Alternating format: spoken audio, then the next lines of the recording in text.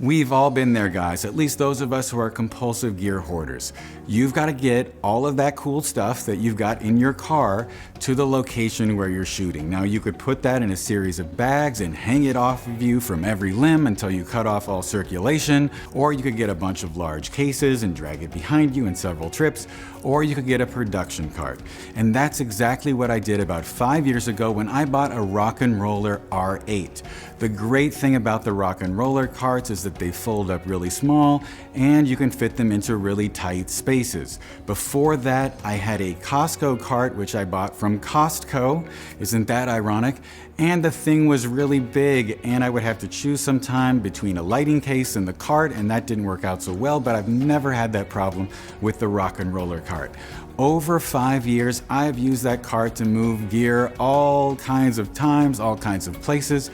But the one thing that I found over time is that the upright handles became sort of loose.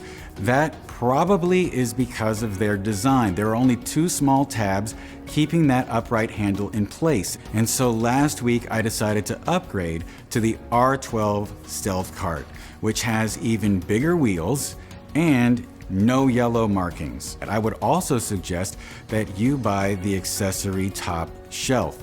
Now, the way that they've made it in the past would require you to balance it on your knee and then attach 4 bolts and 4 wing nuts without dropping anything, and it sucked. So I actually modified my cart so it would snap on and off, and if you have time, go to my website, johngress.com, and go to my blog, and you will find an article about how I modified that top shelf. I also accessorized my cart with a grip and gaff stand bag, but I wouldn't suggest using the grip and gaff bag without the top shelf because doing so will put a lot of stress on that upright handle and cause that force to lean against those 2 tabs.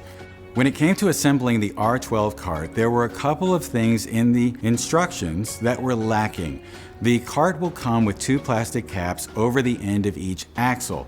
Nowhere in there does it say to remove these caps. So if you grab a pair of pliers, you can pry them off, and that's exactly what you're gonna have to do. The other problem I encountered was that I had to put a pin through the front caster and the chassis in order to lock it in place.